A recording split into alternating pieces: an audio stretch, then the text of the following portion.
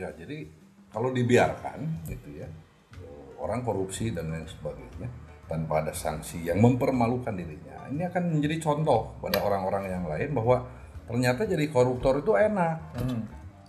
Jadi koruptor itu seneng gitu hidupnya, nggak susah gitu kan. Dan ini akan dicontoh, diikuti oleh berbagai kalangan, di mana ada kesempatan dia akan melakukan korupsi. Oh ya, dan lucunya apa ya, yang ya banyaknya mungkin yang korupsi itu kan bergelar tinggi dan Ya, itulah ya mereka patuh terhadap agama terlihatnya ya, dengan mereka sumpah pun kan harusnya ya memang nggak tahu kebenaran gitu ya, kebetulan bahwa mereka bergelar, tapi ya dengan sistem pemerintahan hari ini dipersyaratkan harus minimal lulus SMA untuk menjadi bupati, wali kota, ya, menteri dan lain sebagainya. Dan mereka memegang kekuasaan yang seakan-akan absolut gitu. Bahwa di departemen yang dia pimpin tidak ada yang lebih berkuasa kecuali dia. Tuhan pun hilang di situ. Nah, ini yang menjadikan mereka lupa akan pendidikan. Lupa akan ajaran-ajaran agama, lupa akan ajaran-ajaran adat istiadat budayanya, sehingga menjadilah manusia baru, produk robot tadi, menjadi robot yang hanya memikirkan saya saja. Pokoknya saya harus. Nah, ini ujung daripada persaingan sehat yang tadi nyambung lagi.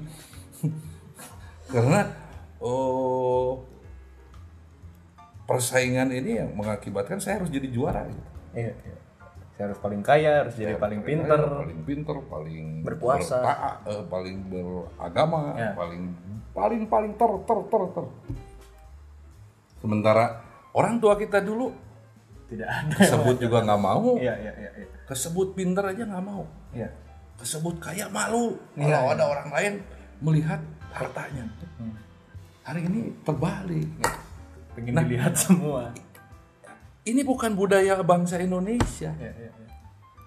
Mungkin kayak gini deh, Bob. Kan sempat beberapa kali ke Cirende, ke Ciptagelar, Kampung Naga, Cigugur. Itu kan mereka ya sepuh-sepuh di situ tuh cerita bahwa ya dulu tuh raja kita tuh nggak seperti yang orang pikirin sekarang. Bahwa ya dulu bajunya sama, duduk sama-sama di bawah, nggak ada tuh di singgasana dan lain sebagainya. Betul. Dan mungkin itu juga yang akhirnya bikin mindset. Itu kan yang salah satu mau bilang penjajahan masa kini yang merubah mindset kita, bahwa kita diberikan informasi-informasi yang salah tentang para pendahulu bangsa ini, bahwa raja kita itu dulu duduk di singgasana gitu ya, nerima upeti, dan ternyata setelah lo telusuri gitu ya, cerita-cerita itu nggak ada gitu.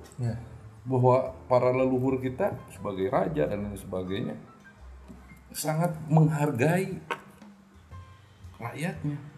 Terbalik, tidak gila hormat, tidak menjadi gila kekuasaan. Ada yang seperti itu, tapi kalau diambil rata-rata gitu ya, bahwa sangat biasa aja gitu hidupnya. Ya karena mungkin kalau di luar negeri mungkin ya, kalau di bangsa lain kan dulunya mungkin kerajaan memang seperti itu, gitu, bertahtakan emas dan lain sebagainya.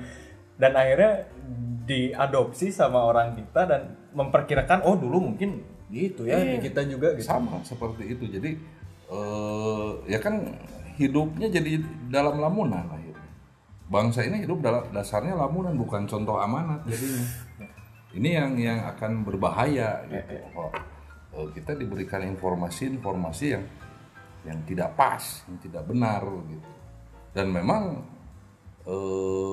penelitian yang ada tentang masa lalu itu tidak terekspos. Dan saya curiga Bob curiga itu memang sengaja untuk tidak diekspos. Supaya kita tidak tahu jati diri kita. Satu, supaya tidak tahu jati diri. Yang kedua, tidak ada kebanggaan terhadap bangsa para leluhur kita. Lihat bule dikit minder. Lihat bule pakai dasi, pakai jas, udah kita kayak apa, ketemu siapa gitu kan. Nah, ini yang harus dirubah, bahwa bangsa Indonesia ini adalah bangsa yang besar, bangsa yang kaya raya, tidak hanya harta aset alam, tapi juga keluhuran budi dan pekertinya, keluhuran akal pikirannya. Ini yang harus disosialisasikan, karena mindset bangsa ini sebagian besar sudah terbentuk bahwa saya adalah orang yang bodoh, saya adalah orang yang miskin, saya orang yang nggak tahu apa-apa, yang lebih tahu orang barat, orang bule dan lain sebagainya. Ini yang harus dirubah, bahwa bangsa Indonesia adalah bangsa yang luar biasa, yang kaya akan sumber daya alam, kaya akan sumber daya manusia, gitu. Kaya akan nilai-nilai luhur para leluhurnya.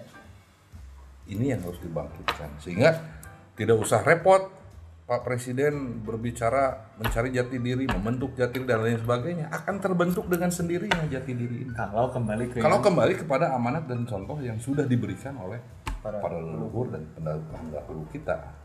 Jadi sederhana masalahnya, mau atau tidak, berani atau tidak. Karena kita berhadapan dengan bangsa lain yang seolah-olah kita merdeka, independen, tidak ada urusan dengan bangsa lain, tapi dalam kenyataan kehidupan bahwa kita masih disetir oleh bangsa lain. Lewat mau sadar mau tidak sadar, itulah yang terjadi. Ada sebagian orang yang paham, oh iya kita disadar, tapi sebagian orang lagi tidak sadar bahwa ini tidak bukan buatan, bukan desain orang. Seolah-olah ini memang takdirnya bangsa Indonesia. Ya nggak begitulah. Orang Gusti Allah aja menyatakan dalam Al-Quran tidak bisa merubah nasib satu kaum jika kaum itu tidak merubah nasibnya sendiri. Ya. Jadi sekarang tergantung bangsa Indonesia ini mau dibawa kemana. Bahwa berharap Presiden yang hari ini Pak Joko Widodo yang sudah banyak menjalankan amanat-amanat pendiri bangsa dan negara dan para leluhur ini bisa terus gitu.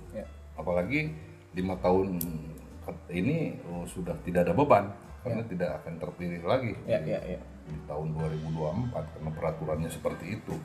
Nah, bagaimana caranya mengembalikan lagi bangsa ini terhadap real amanat dan contoh para pendiri bangsa negara dan para leluhur, sehingga tidak usah repot mencari jati diri, membentuk jati diri, karena akan membentuk sendiri jati diri bangsa ini. Asalnya memang aturan-aturannya jelas diubah dan lain sebagainya. Nah, inilah kembali lagi kepada amanat teks proklamasi, hal-hal mengenai pemindahan kekuasaan. Jadi apapun regulasi yang sudah dikeluarkan dari semenjak reformasi sampai hari ini dikaji ulang, dievaluasi. Ini sesuai dengan Pancasila. Pancasila yang mana? Tadi dikatakan yang nyambung ke proklamasi, bahwa bangsa Indonesia itu bangsa yang cinta damai, yang tidak sudi dijajah dan pantang menjajah. Nah, itulah Pancasila yang anti penjajahan, sehingga tidak ada eksploitasi yang delong-parlong, saling eksploitasi antara manusia atau antar dengan makhluk hidup yang lain, tidak ada. Sehingga kita akan menjadi manusia yang selamat dalam hidupnya. Kan kita katanya harus selamat hidup. Di dunia selamat, insya Allah akhirat juga selamat. Agama mengajarkan, tidak hanya Islam, agama yang lain juga mengajarkan.